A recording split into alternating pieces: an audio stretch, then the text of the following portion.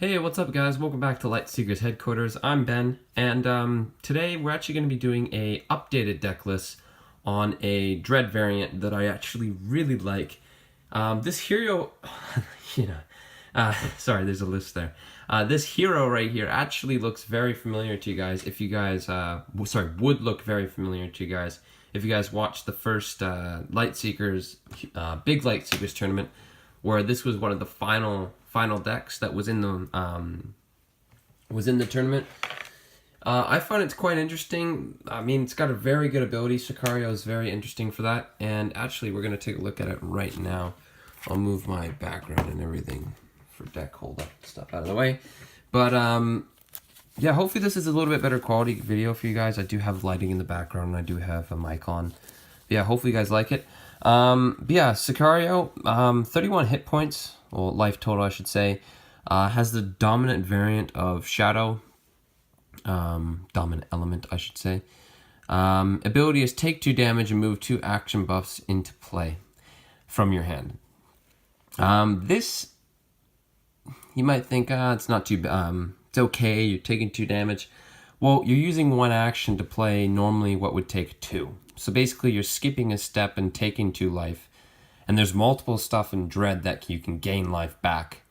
So if you play a buff that gains you health, you're basically doing this for free.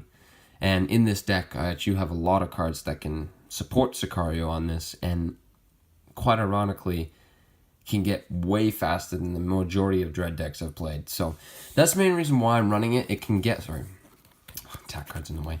It can get out really quickly, and basically you run through your deck quicker than your opponent before they can set up.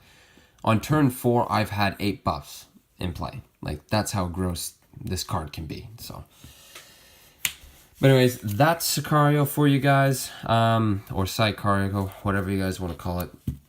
But anyways, as usual, you guys know I go over the attack cards first. Any particular order, I'm actually considering only going down to 2 of these, but as of right now, Mantis, I'm actually going to bring this closer. Mantix Spitter, 5 damage, straight 5 damage, pretty solid card.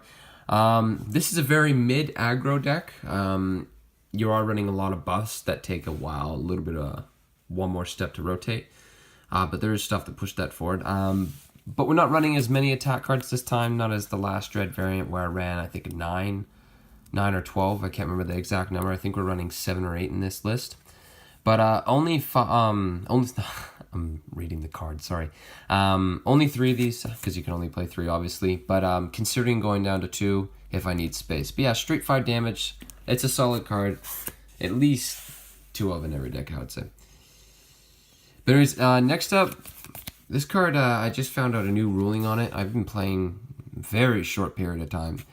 But burn means that you can't, it's gone, like you can't take it back from the discard. So what I've been starting to do is, let's say this is my discard, I usually just keep my burn cards faced that way so I know that I can't take them back. But this is really the only buff removal attack card that Dread has access to. Remove 2 buffs, it's just a solid card. I don't know why anyone wouldn't play it. Yeah, I really like it. I like 3 of it.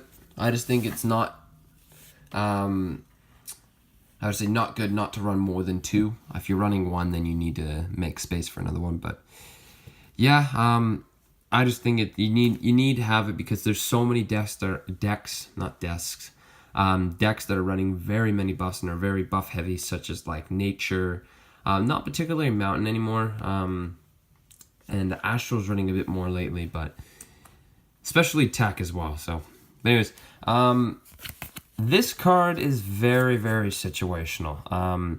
In this deck particularly, I run 2. 1, because we're running very buff heavy. And you might be considered, oh, well, you're running a lot of buffs. Why aren't you running 3? Well, 1 is because there's so much buff removal in the format right now that if I just have this, they could potentially get rid of my whole board state, which is kind of unfortunate, right? And they could also be rotated forward. So that means they would go off my next turn. So let's say I draw this, I don't know, when I only have 2 buffs in play, that's 4 damage, and there's other cards that can do that way easier. So I feel like, I mean, 2 is perfect. I really want to go up to a 3rd one, but I don't necessarily need to, is what I'm trying to say. But yeah, so Defiler, it does equal damage to the number of buffs you have in play plus 2. So I have done 12 damage with this card, which is quite disgusting in my opinion. Which is very good just because I had 10 buffs out in play, and then +2, which was 12. And it plus the buff ticks, you can kind of kill someone by like turn, I don't know, 8, 9 sometimes, which is pretty solid. But anyways, that's the only reason why I'm running 2 of, because there is some situations where it's not good. Next up, we're running 2 copies of Witch Doctor. I've gone down in copies of this because I realize there's a lot of disadvantages to it. Discard one of your own action cards and deal 6 damage. So, this card was, if you don't have any cards in your hand as well, you can still do 6 damage because you don't have no cards in your hand. So it's straight up just 6 damage. That's a solid part of it. But, I find that 3 was a little bit too much, and I was using it too much as well, and I was discarding way too many cards. And I just personally find that 2 is a solid number, and you're not necessarily needing it all the time. So that's the reason why I only run 2 of, just because I run Defiler and other cards to deal damage, but I'm also more buff heavy that deal damage on ticks. So that's why. Sorry for my coffee there, guys. But next up, we have Corrupted Spirit. This card, I mean, it's pretty solid straight up just dealing 3 damage. I mean, that's fine. But drawing a card, it's pretty solid. Just, I mean, you're not even you're basically dealing damage for 1 action and drawing a card, which is technically an action as well, for 1 action, which is pretty solid. So that's the reason why I run 2 of. Normally, I mean, I wouldn't run anything that's lower than 4 sometimes if it didn't have an effect. But this card has an effect, and it's pretty solid. And I mean, drawing cards, I mean, you guys know it's pretty sweet in Lightseekers.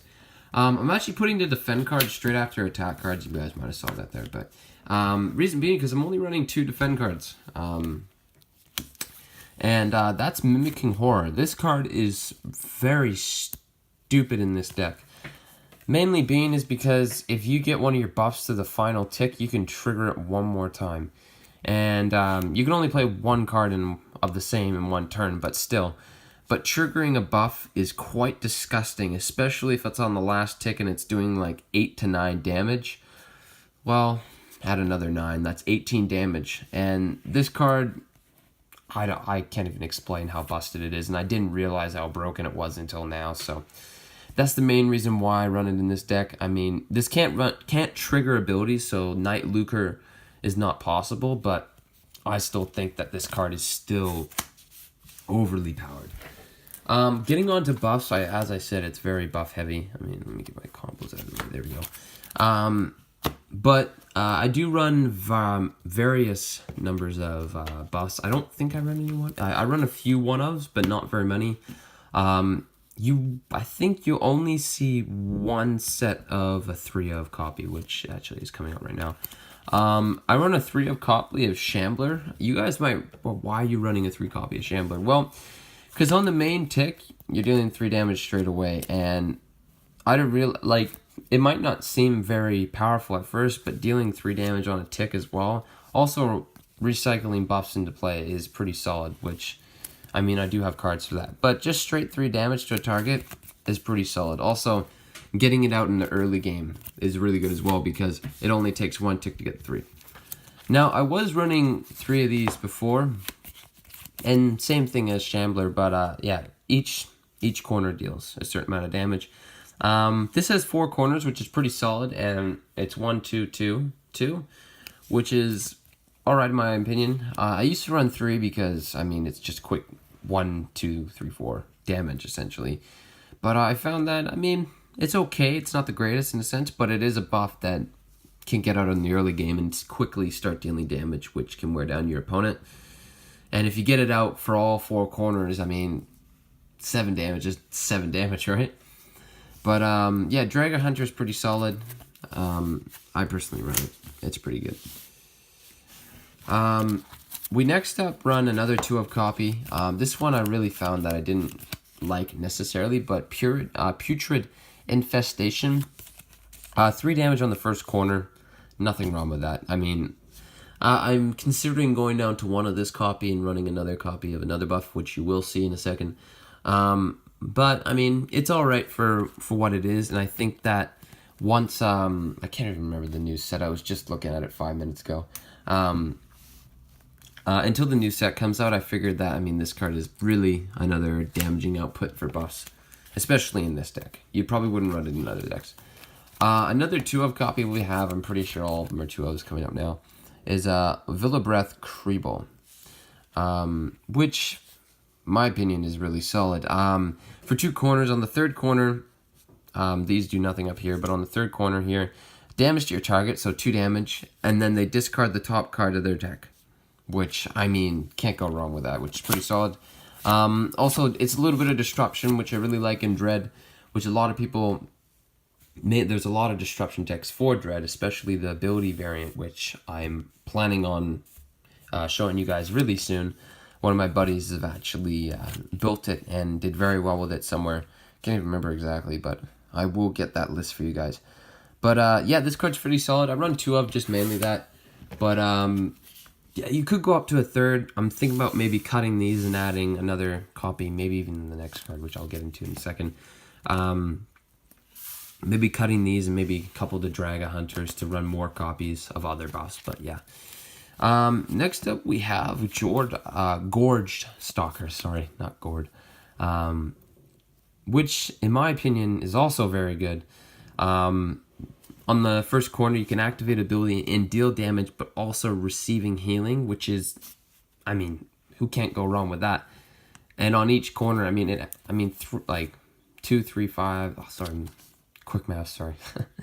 8 damage just in total. I mean, yeah, it does count as an action to use an attack ability, but it's still pretty solid, especially in the late game when you're trying to receive healing, but you're also dealing damage, right? Like 2 healing, there's nothing wrong with that. Like it's just solid. You might recognize this. Yeah, we only run 2 copies of Gorged Stalker, but considering a third, you might recognize this card here. Toxic Frog, another really solid card in my opinion. I mean, on the third corner, you're dealing 3 damage, and then 5 on the fourth. Damage to your target, so these do nothing, and then these corners, so on the third tick, fourth tick, etc., etc. Pretty solid card. It's very slow in my opinion, so I think playing it out at the start, not playing it out at the start is very smart. So you mean you get rid of buff removal early, and you basically bait them out with your weaker buffs, and then you play out stronger buffs when they don't have buff removal, which is pretty solid. If you played against Astral, they have a ton of it, so you got to be very conservative about your buffs when you're playing against Astral, as they do have like access to Black Hole, which can remove all your buffs. So if they're just going to do straight 9 damage, you're better off just not playing any buffs in that turn. But who knows? I mean, that card's pretty solid in my opinion. I mean, there's ways to increase it as well, which is pretty nice. This card is also another card from the theme deck, which I really like, and it's another healing aspect, which has 2 effects. The first corner, you heal 7. I mean, healing 7 solid. And then on the other corners, you're dealing damage. So 1, 2, and 4. Simple as that. Opponent takes damage. I mean, your opponent between 3 turns of damage is taking 7 damage, which is nothing wrong with that. So, Soul Trader, 2 copies. That's what I like about it. This card you could cut if you guys really wanted to make this deck. I like it personally, just because I've played many. There's so many times where people are going to draw 2 cards in a turn if they're dead drawing. Healing whenever your opponent, enemy I should say, draws 2 more cards in a turn. This can only trigger once per turn. So if you have both of them out, these can only trigger once per turn. So you're basically going to be healing 6 whenever they draw 2 more cards during a turn. If you have both of them out, you'll heal 3 if you only have 1. Getting into our last 2 buffs, these are only 1-ofs. I actually only have 1 of these. I would like to run 2, maybe, but 1 I actually think is fine. Increase of damage done by 2 for all, increased damage. Sorry, I'm having a brain fart there. Increased damage done by everything in the deck, so that's attack cards, defend abilities, attack abilities, defend cards, buffs, etc., etc. Increase it by 2 and 3 on the last corner. There's nothing wrong with this card. This card is so good. I was actually considering trying to find another one to use, But 1's fine. If you guys want to cut it, you can cut it for another card. You can just deal straight buff damage, which is fine. Speaking of recycling cards, Swamp Creeper, defendability, move discarded action cards to your deck. So that's 3, 3, 2, and 2. So, I mean, 1 of is fine. I mean, you don't really necessarily need to run 3. 2 is great, 1 is fine. But, yeah, that's why I like it. I mean, it's a nice little recovery card to get all your resources back into your deck. So, combo cards are very similar to the last deck. Not really much change. I think I changed a couple cards. But next up here is Horrific Manifestation. 10 damage. 10 damage. The recipient moves 2 combo cards from their hand to their deck. I didn't realize how the 2 combo card really can affect the game if your opponent's holding 2 combo cards, right? Because they can use a combo card to pay their cost, which is an easier way of doing it. But you can actually ruin their turn so easily with this, and dealing 10 damage just in general is solid. But yeah, and we have to run 1 copy, obviously, because you can only run 5, and they all have to be unique. Next up, we're running Shroud of Night. This means you can't be attacked for 2 shadow and 1 poison. Actually, I should mention what the elements of this are. 1 poison, 1 death, and 1 shadow. Sorry, I forgot to mention that, guys. 2 shadow and 1 poison. You can't be attacked, and increased damage and healing done by shadow cards. So all your shadow cards, depending on what corner it's going to be, they're going to be increased by 2. Sorry, I had another list there, guys. It happens all the time, apparently. Increase all damage and healing done by 2 by shadow cards, and you can't be attacked. So 3 turns until it gets removed. This card's just busted. I next up run Breach of the Veil for 2 shadow, 1 poison, and 1 death. Increase damage done by 2. When you play a card, draw a card. Like, increasing damage by 2 done by all cards, and it stays in play without rotating is so stupid. And if you run cards such as the next card, which I'll get into, it's broken. I mean, like, yet alone, that's increasing buff damage, increasing all of it, and it's just stupidly broken in my opinion. But yeah, 1, because you have to only run 1. The next card, Obfuscation, I don't want to say it, but for Obfuscation, I'm just going to say that. If I butchered it, I understand I did. But 2 poison and 2 shadow. This buff plus 2 buffs to its left, obviously with buffs. The one that comes into play this turn, comes into play this turn is going to go on the right. And the 2 buffs that, I probably should put it here, you guys can't even see it. The 2 buffs that are going to be on its left, which are buffs that came out before this one, which are the most recent ones, it's this one, can't be removed and can't be returned, including this buff. So, this helps with a lot of things that you don't want to get removed, such as Breach the Veil or Shroud of Night if you wanted to. I mean, highly doubt you'll get 3 combos off within those turns, but it has happened to me a couple times. But if you just don't want anything else getting removed, you can play this and it's just solid. Another recycling card for 2 shadow, Ghostly Grass, burn. That goes back. So what I said before, burn, it just stays in the discard. It cannot be removed. Move 3 discarded action cards back into your hand. That's disgusting. I mean, just not only removing, you can't bring back shadowy puppets, but you can bring back combo cards, you can bring back buffs. If you need to heal, you can bring back Soul Trader, Mimicking Horror to trigger another effect. It's just a solid card in general, in my opinion. And I mean, I haven't seen it played in every Dread deck, but it should be at least. But yeah, that is my update on my Dread list. I personally like this better a lot than my Tenebra list. Obviously, that was more of a newer list that I played for a long time. But hopefully you guys like this list and the quality of this video. I hope it was better for you guys. But anyways, I'm Ben from Lightseekers Headquarters, and you guys have a lovely day. Bye-bye.